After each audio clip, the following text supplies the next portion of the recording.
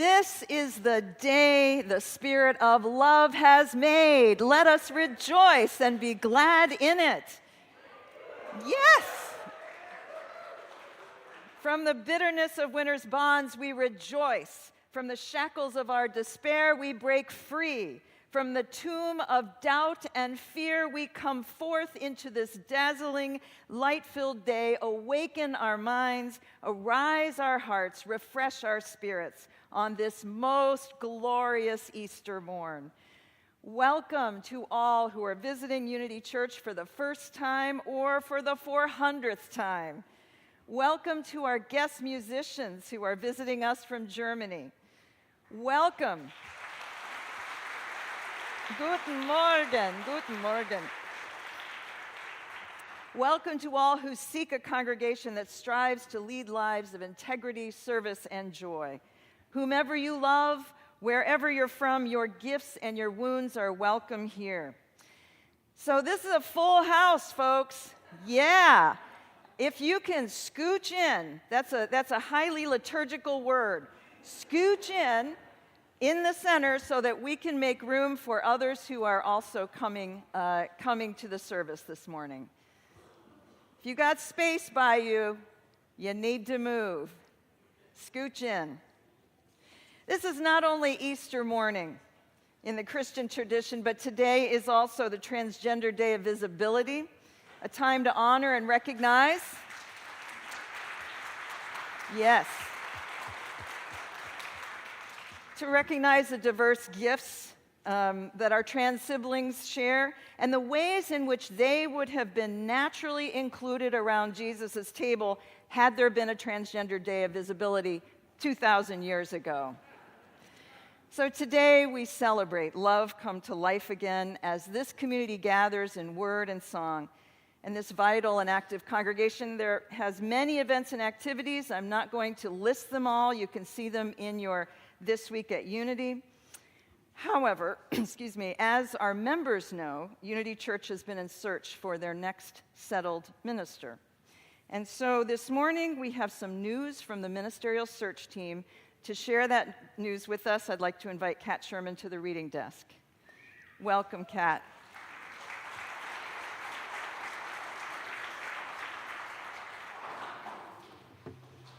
Good morning. I'm Kat. I'm representing the ministerial search team this morning.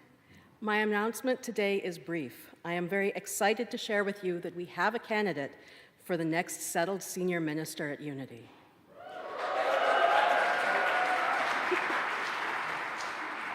We will introduce you to the candidate via email around 1:30 today. This allows the candidate to share the news with their current congregation this morning and for us to share it with all of Unity at the same time so there's no early release to the 9 a.m. service. Please keep a close eye on your email this afternoon for the announcement, an introduction video, links to resources and sermons, and other fun information. And mark your calendars. 2 weeks from today, April 14th, will be the first time they lead services here, and that will start candidating week. Then, 3 weeks from today, on April 21st, they'll lead services, and after that, we'll have our congregational meeting at 1:30 that afternoon. We look forward to you getting to know them. Thank you.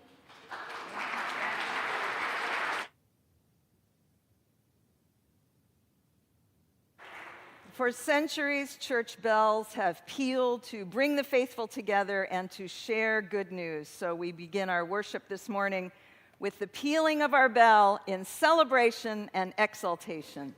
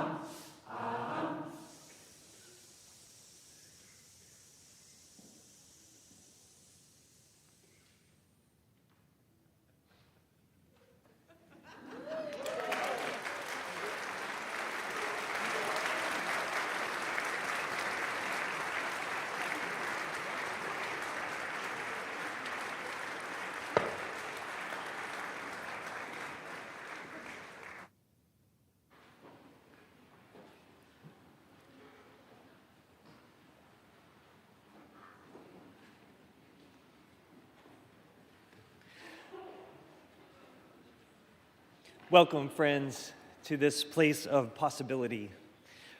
Welcome to this sanctuary where we strive to embody wonder, open-hearted engagement, and courageous action. Today we come, as people have come for thousands of years, to worship and sing praises, to celebrate the victory of hope over despair, and to be reminded of the ever-renewing life of the Spirit on this day of light and gladness. Please join with me in speaking the words found in your order of service. We light this chalice as a symbol of our faith, the light of truth and the warmth of love. Come, let us worship together.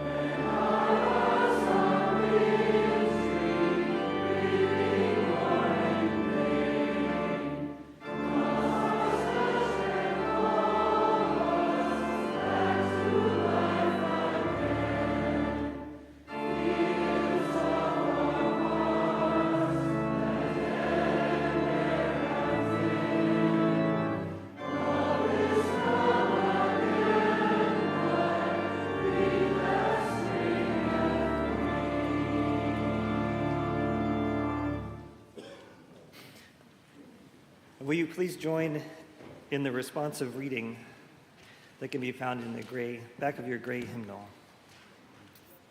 number 623. On the first day of the week, at early dawn, they came to the tomb, saying,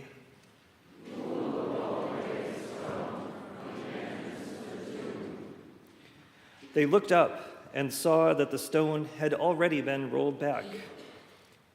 And on the right they saw a young man. They were alarmed, but the man said to them, Why do you seek the living among the dead? So they went out and fled from the tomb, for terror and amazement had seized them. And they said nothing, for they were afraid.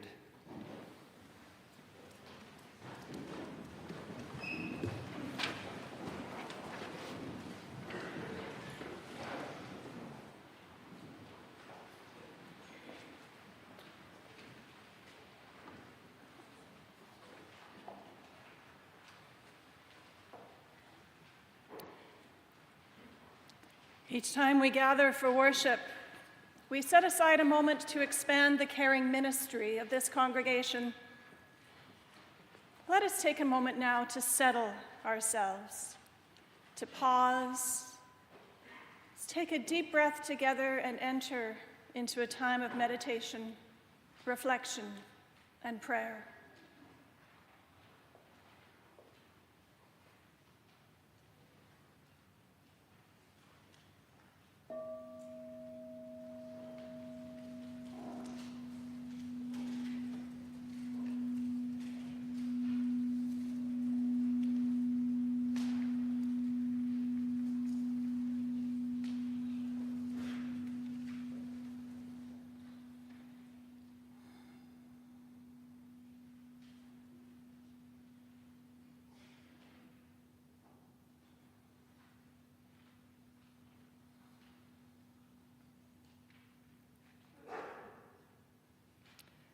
As we share with one another the milestones of joys and sorrows, and celebrations and concerns that mark our lives from their beginning to their endings, we weave a beautiful tapestry of community, greater than any one of our individual threads.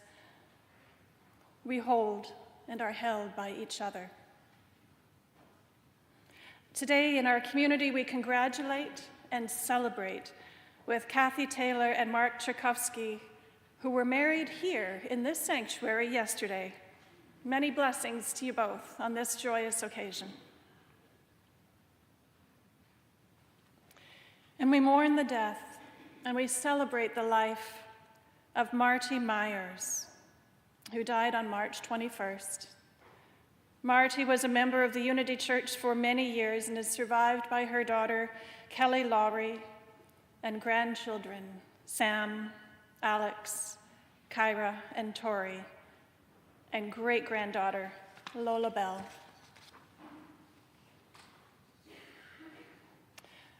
We lift Carol Dixon in our caring embrace today. Carol is recovering from fracturing some ribs after a recent fall, and she welcomes the healing wishes from her Unity community. We celebrate the life and we mourn the death of Reverend Rick Coyle, who died on March 15th after a long illness. Rick was remembered by family and friends at a graveside service this past Monday. We know in our human condition that among us there are grieving and aching hearts. Those mourning a loved one who may have died recently or is now facing their final days, or who, due to illness, is no longer present in the way that they once were to share in life's joys, to join us at the Easter dinner table. Among us, there are people who are struggling to make ends meet and facing uncertainty about their futures, longing for stability. There are those of us who face their addictions each day, living the best they can into their promises and into their very promise. Among us are those who struggle with mental health and those who love them unconditionally, fiercely. Those facing medical challenges, their own or beloveds. And among us, too, are those celebrating new life and new loves, new opportunities and wonderful achievements. Our hearts expand to hold all of these truths and more as we bear witness to one another. I invite you now to speak into this space, this holy sanctuary, or in the silence of your heart, or in your homes, for those of you online, the names of those that you wish to lift up in our collective embrace this morning.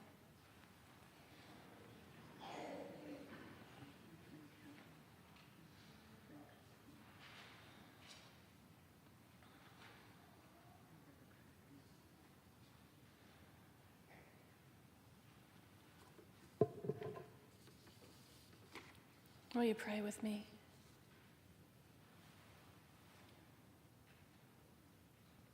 Loving and gracious Spirit, God of many names. On this Easter Sunday, we gather in worship and celebration. We are filled with gratitude for the gift of new life. In the midst of spring's renewal, we are reminded of the boundless love that surrounds us all, embracing us every moment. And as we rejoice in the Easter story of transformation, we also pause to recognize the significance of this day as Transgender Day of Visibility.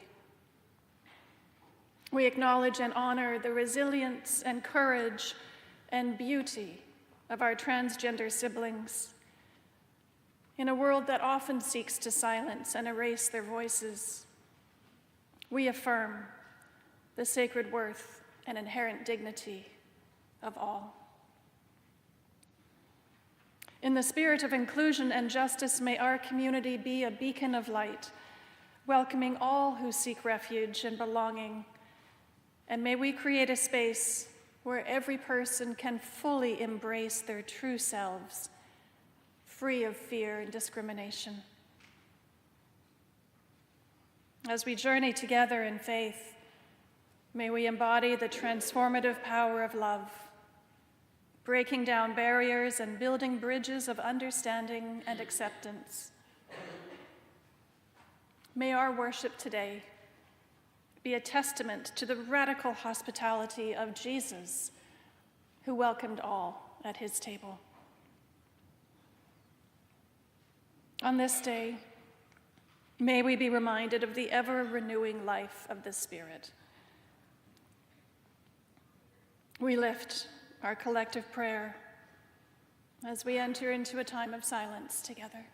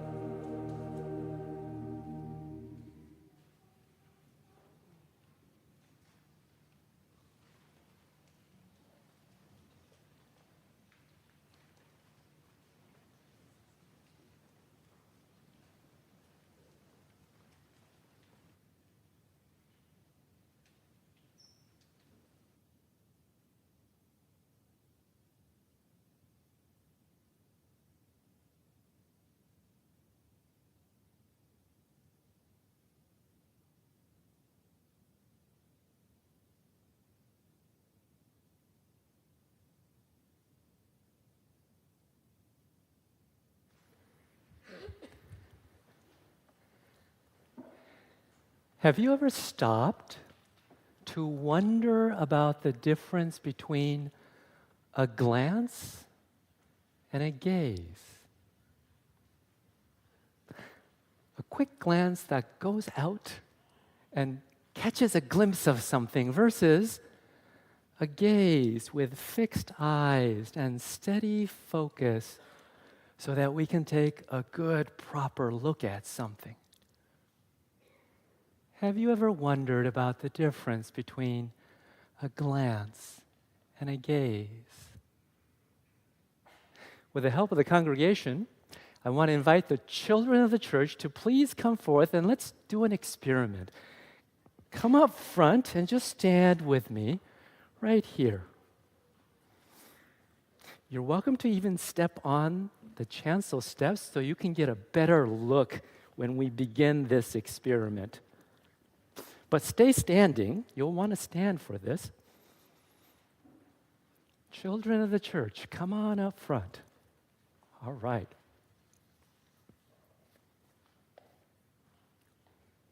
So this is a question that I've been wondering about, especially for Easter morning. Glancing and gazing. So let's try an experiment. I'm going to give us 5 seconds, and just using your eyes, I want you to stare at your church, and I want you to find someone who's wearing red. Set, go. And stop. With those of you who are willing, stand if you are wearing red. Look at Ahmed up in the balcony. Thank you. All right, have a seat. Next question. Let's make it a little more interesting. I'm going to give us 5 seconds and see if you can spot someone who's willing to make a really funny face. Ready? Go.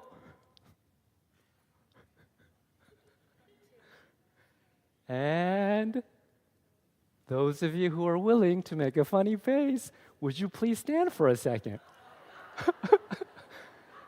Thank you.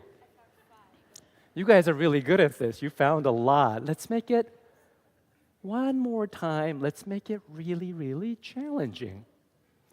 I'm going to give us 5 seconds, and I wonder if you can spot those people who look like they're trying to live their lives with more curiosity and open-heartedness and courage. Ready, set, go.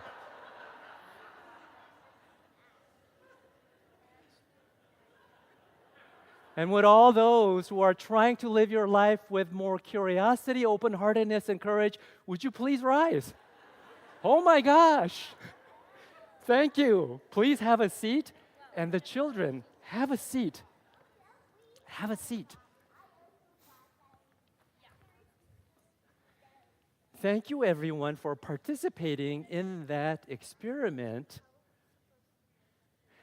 I wonder if the difference between glancing and gazing was what just happened. Like, even in 5 seconds, you went out with your eyes and you glanced from one spot to the next, trying to find someone in red, with a funny face, with courage. I wonder if that's what glancing is. And then when we saw the people stand, our eyes settling on that person or persons and taking a gaze, a long, good look at who those people were.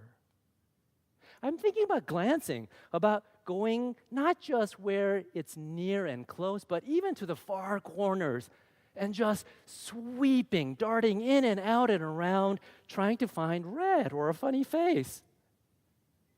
I wonder about glancing. And I wonder if glancing is so important, but we don't often think about it. After all, just by glancing, I can tell that I'm at church instead of a subway.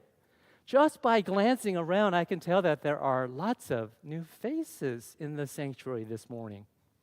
Just by glancing. I wonder if glancing is often neglected and it doesn't get the credit that glancing is due compared to other ways in which human beings see and look, like gazing, which is fixing our eyes, and more serious, close-up analysis and inspection of something. Sometimes I wonder if we think glancing is like a distraction, like glancing at our phones. And maybe it is. But I'm thinking about even surgeons, because we count on surgeons to have a steady gaze on the important surgery that they're doing. But even surgeons, they need to expertly and quickly glance at their assistants, glance at the tray of instruments, glance at the monitors and the machines that are vital for surgery. I'm thinking about this very special way of seeing called glancing, because it's special in its own way, but it seems like glancing supports all these other kinds of seeing.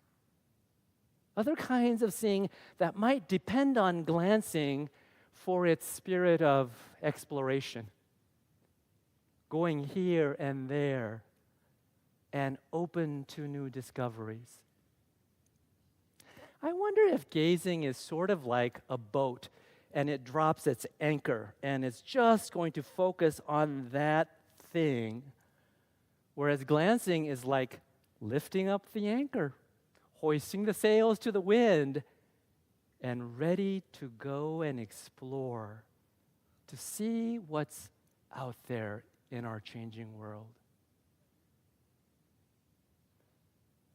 On Easter morning, after Jesus had been arrested and killed, the vision of justice and healing and peace that had inspired the hope of many of Jesus' followers, that vision and hope just came crashing down. And the disciples and the followers of Jesus were disoriented, and they were lost, and they were confused, and they were afraid. So you know what they did?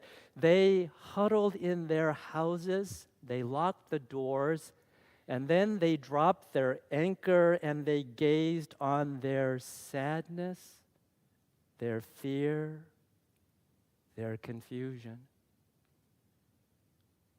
Except there were these strange and mysterious stories on Easter morning of other people who had glanced and caught a glimpse of Jesus risen from the dead.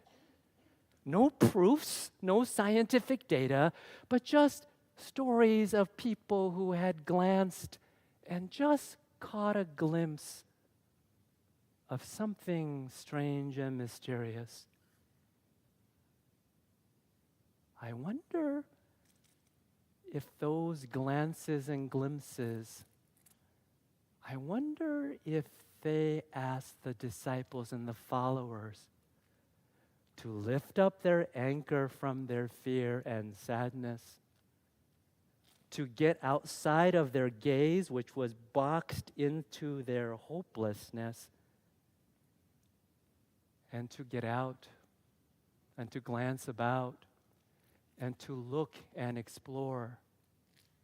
I wonder if that's what Easter morning is telling all of us to do, to lift ourselves from our gaze of disappointments and look around, glance here and there and everywhere, to glance and explore much wider than we had thought to, that we might see others who have caught a glimpse of hope, that we might catch a glimpse of others, even in this congregation, who have found a faith and a vision that could not be destroyed by violence and fear. People who have that faith and vision and are trying to live a new life with more curiosity, more open-hearted engagement, and with courage in the world. I wonder if that's what Easter may be asking all of us, to glance at the world and see a new and emerging possibility. May it be so. And amen. Let's go and return to be seated with our families.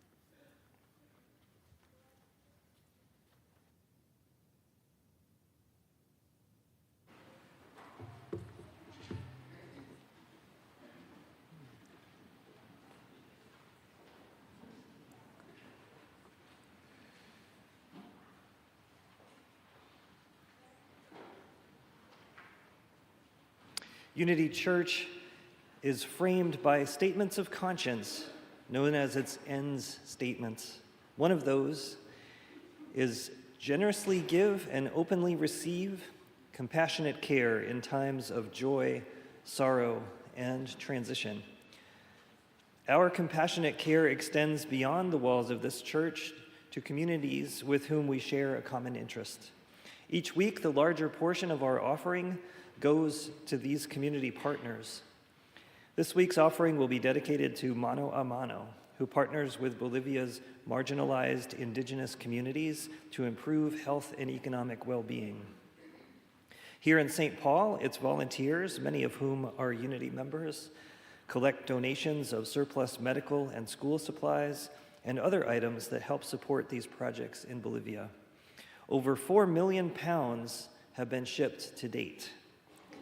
In addition to shipping badly needed items to Bolivia, Mano a Mano makes mobility and adaptive equipment available to uninsured individuals here in our local community. Essentially, all of these items would have been destined for our landfills. Will the ushers please come forward? May the work of our hands and the generosity of our hearts be given in gratitude this day. Let the offering now be taken.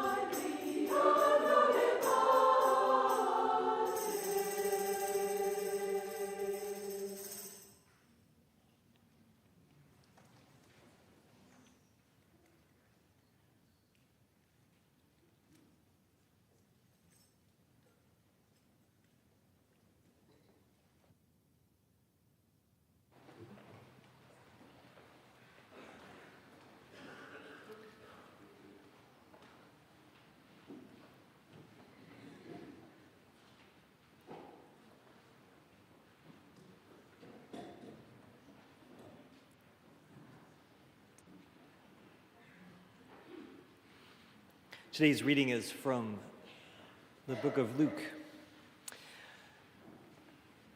Now that same day, two of them were going to a village called Emmaus, about 7 miles from Jerusalem. They were talking with each other about everything that had happened. As they talked and discussed these things with each other, Jesus himself came up and walked along with them, but they were kept from recognizing him. He asked them, "What are you discussing together as you walk along?" They stood still, their faces downcast. One of them, named Cleopas, asked him, "Are you the only one visiting Jerusalem who doesn't know the things that have happened here in these days?" "What things?" he asked. "About Jesus of Nazareth," they replied. "He was a prophet, powerful in word and deed before God and all the people.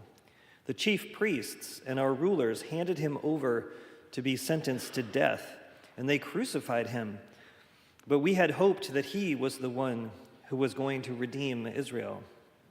And what is more, it is the third day since all this took place. In addition, some of our women amazed us. They went to the tomb early this morning, but didn't find his body. They came and told us that they had seen a vision of angels who said he was alive. Then some of our companions went to the tomb and found it just as the women had said, but they did not see Jesus." He said to them, "How foolish you are, and how slow to believe all that the prophets have spoken. Did not the Messiah have to suffer these things and then enter his glory?" And beginning with Moses and all the prophets, he explained to them what was said in all the scriptures concerning himself. As they approached the village to which they were going, Jesus continued on as if he were going farther. But they urged him strongly, "Stay with us, for it is nearly evening. The day is almost over." So he went to stay with them. When he was at the table with them, he took bread, gave thanks, broke it, and began to give it to them. Then their eyes were opened, and they recognized him, and he disappeared from their sight. They said to each other, "Were not our hearts burning within us while he was talking to us on the road, while he was opening the scriptures to us?"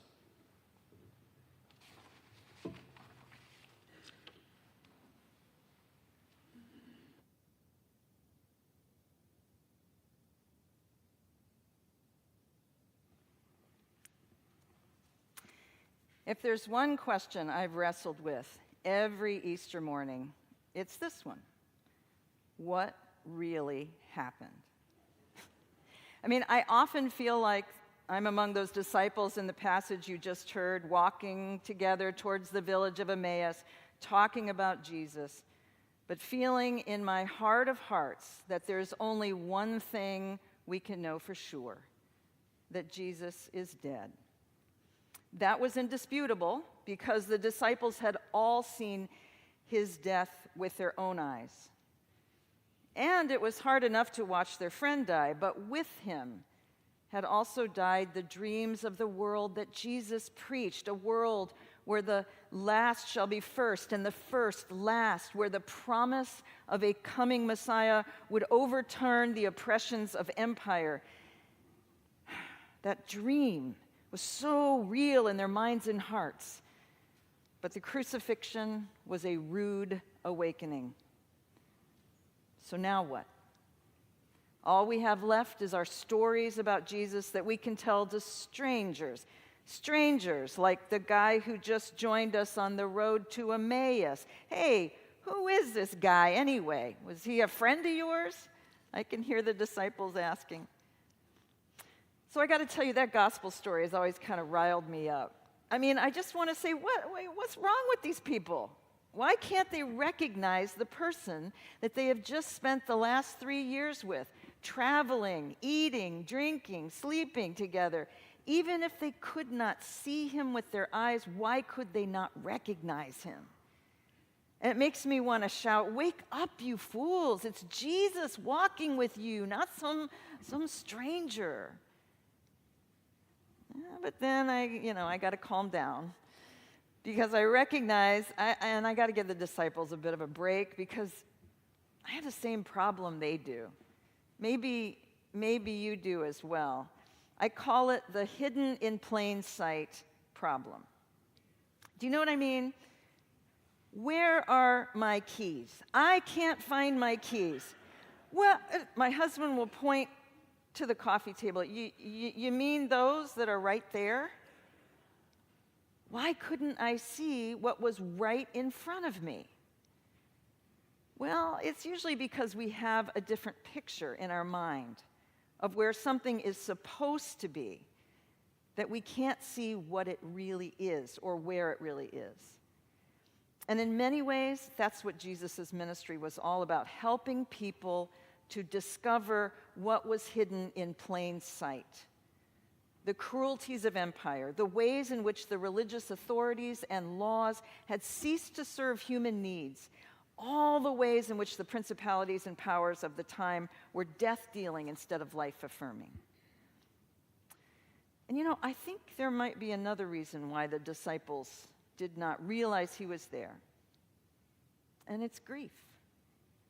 Grief can take many forms, but one of those forms is denial. Not denial necessarily about death, but an emotional resistance to a new reality. In grief, you are trying to bridge two worlds, the world with your beloved in it, and the one that is now forever without them. And when you're grieving, you try to find ways to process the enormity of that loss. One of the ways we do that is by telling stories. And here at Unity, when we have memorial services, we solicit those stories in what's called a collage of voices, all parts of the bigger picture of a person's life story. So it was natural and understandable that those disciples on that dusty road might be walking along and telling stories about Jesus as a way of keeping him alive. So I imagine something like this. Hey, says Cleopas, you remember the time we all went to Lake Galilee for a sail? Yeah, says Peter. I remember that Jesus fell asleep on the boat, and then the wind and the rainstorm came up. You remember? How could I forget? It was so bad. The boat was filling up with water, and yet Jesus, he just kept on sleeping. We finally had to wake him up, and I remember you yelled at him. What'd you say? Peter looks really uncomfortable at this point, and he remembers his words. He says, Master, do you not care that we are perishing? And then what happened? When Jesus finally woke, what did he say? It's a cliffhanger. I'm going to tell you the answer to that in a few minutes. But first, let's notice something different about the ways I've been using the word, and a particularly infamous word, woke. Yeah. It's a word we hear a lot these days, mostly in its hijacked form from the American far right, and in laws coming out of red states that suppress civil rights and academic freedoms. But let's take that word woke apart for a minute and look at it in a few different ways. A moment ago, I mentioned that the disciples had a rude awakening from a beautiful dream of a world that Jesus was preaching about. That sudden transition from a world you're dreaming about to a life you're really living is one way to understand being woken up. In the story about the disciples on the road to Emmaus, I told you I felt like yelling at them, wake up, see what's right in front of you. When you wake up to a different reality, you see something you have not noticed before because your attention maybe was distracted or because you had a strong picture in your mind of something you thought was one way, but it turns out to be another. And Jesus himself used the language of waking up in his parables and teaching stories. There's a parable of 5 wise and foolish bridesmaids that ends with this admonition, keep awake. You know neither the day nor the hour." He's approached by a distraught leader of the synagogue whose daughter is dead, and Jesus says, "No, she's only sleeping. Little girl, wake up." And in the book of Mark, Jesus tells us to stay on guard, stay alert, stay awake. So who knows? If Jesus were to come back right now with a message in today's vernacular, it's possible his message to us would be, stay woke. Yeah. But that isn't what Jesus said when his disciples woke him up in the middle of the storm in the Sea of Galilee, according to the book of Mark. Here's what he did say. He said, "Why are you afraid, O ye of little faith?" And then what happened next is that the storm that threatened to engulf them was calmed. Now, some people take this story literally and said that Jesus had the power to control the wind and the sun. Others, like me, think that perhaps the story is a metaphor for the swirling fears of being overwhelmed by forces they could not control. And that the faith that Jesus was referring to was not in him as a miracle worker, but faith in themselves, that his disciples would have the power to survive those things that threaten to overwhelm them. Now, there are plenty of storms out there among us today that threaten to overwhelm us. I don't need to give you the usual list, but I will say that one of the most insidious storms on the horizon is that segment of American culture that wants to keep us asleep with dreamy mythologies of a glorious past, an America once great but now gone with the wind, that can and should be reclaimed. These forces of Christian nationalism, aligned with the resurgent right wing of American political movements, are telling us that engaging with diversity, equity, and inclusion in our schools and workplaces is divisive, that teaching our children the truth about American history is damaging, and instead they want to tell us soothing bedtime stories, lulling us into a false sense of security. But there's one story that's told during Holy Week that's not soothing, it's disturbing. It's when Jesus went to the Garden of Gethsemane and he prayed that he might have the faith enough to sustain him through the terrors that he suspected were coming. But the one thing he was counting on was his friends, his disciples, would stay awake with him to bear witness to his struggle. But as the story goes, they couldn't. 3 times he begs them to stay awake with him, and 3 times they fall into a deep stupor. Jesus started a revolution of love and inclusion, but his disciples slept through the hardest part. In 1966, the Reverend Martin Luther King Jr.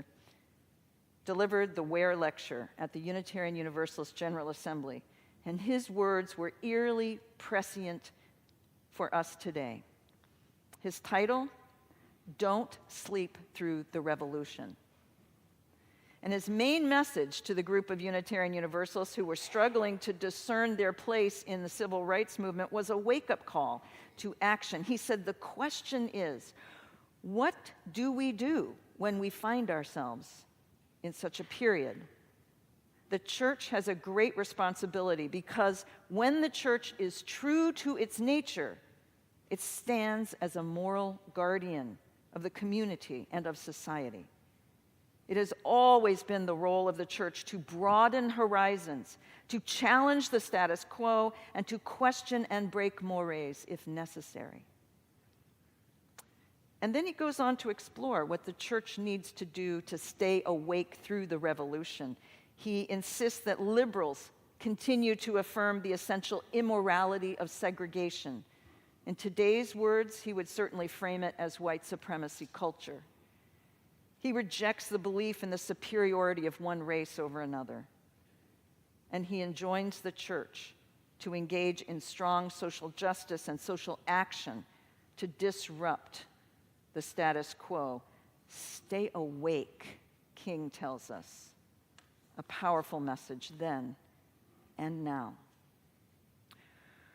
So I think if Jesus were resurrected today, Jesus would have no problem telling us to stay awake, to stay woke. He would know where the use of that word first came from, attributed to the blues and folk singer Lead Belly, which was a song about the Scottsboro Boys, 8 black teenagers wrongly accused and imprisoned for crimes they did not commit. He warns his listeners to be careful when traveling through the South. He says, just stay woke. Keep your eyes open. And I really appreciate knowing some of the history of this song, but I also like the modern definition of staying woke from the conservative columnist David Brooks. To be woke is to be radically aware, and justifiably paranoid.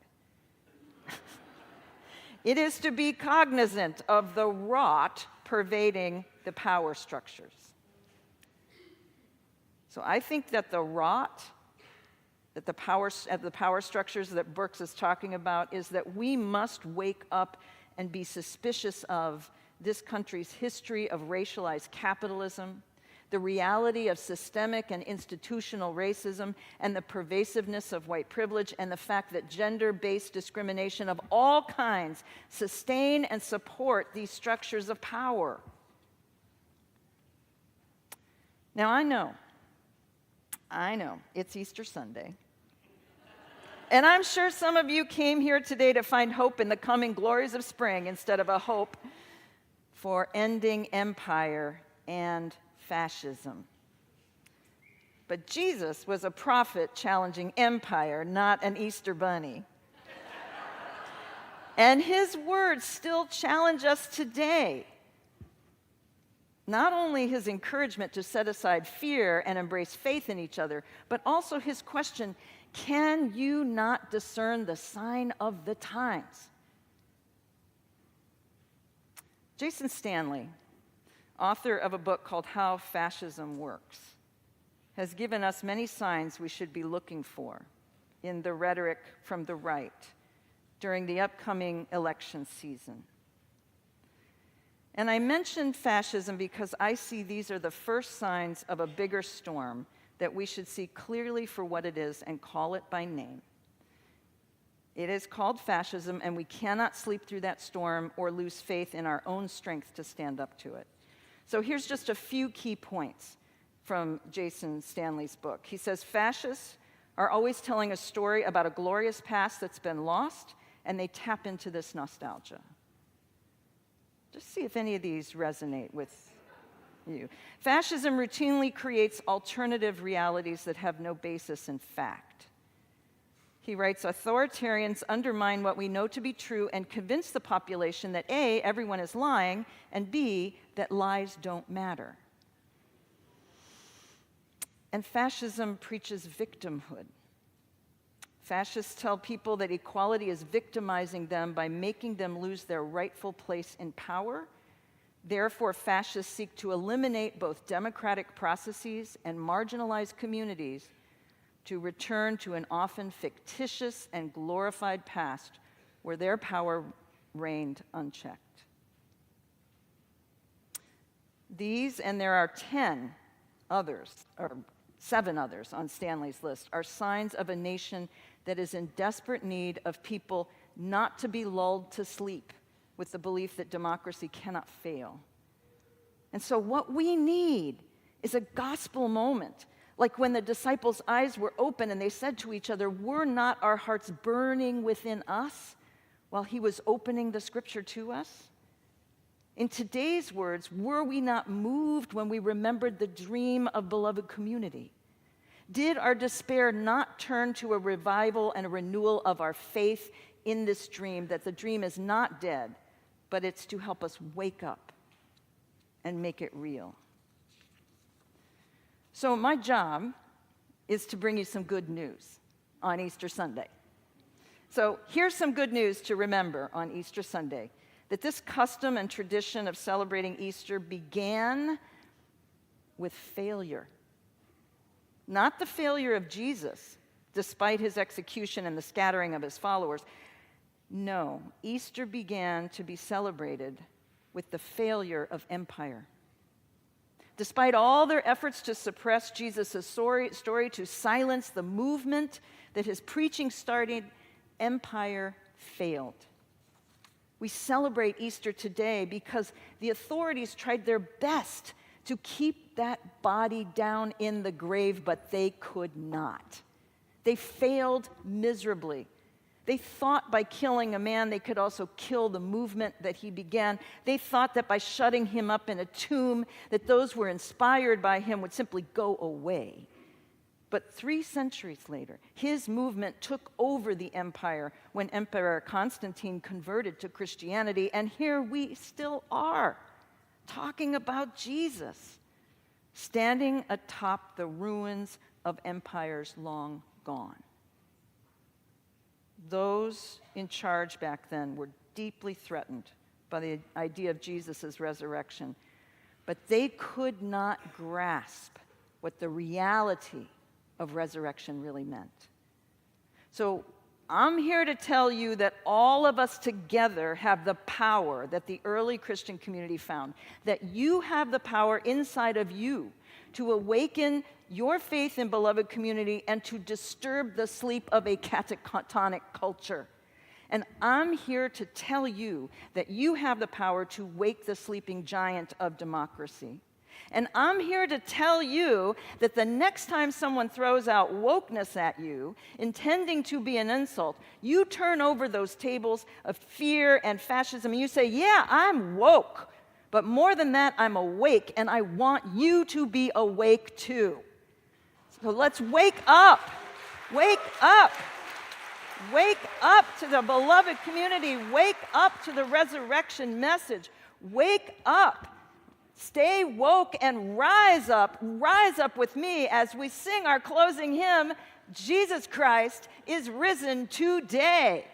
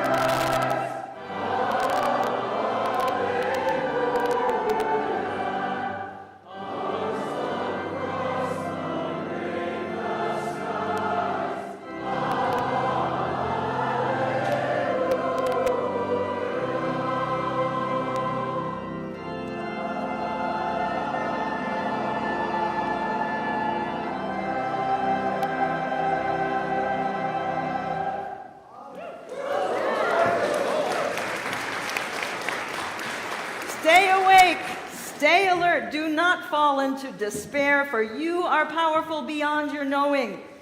May you go forth from this Easter morn, awakened to both the pain and the possibility of the world. Go forth from this place, knowing you are good, knowing you are loved. May you go out from this community, be blessed, and be a blessing to others. Happy Easter morn. Amen, and may it be so.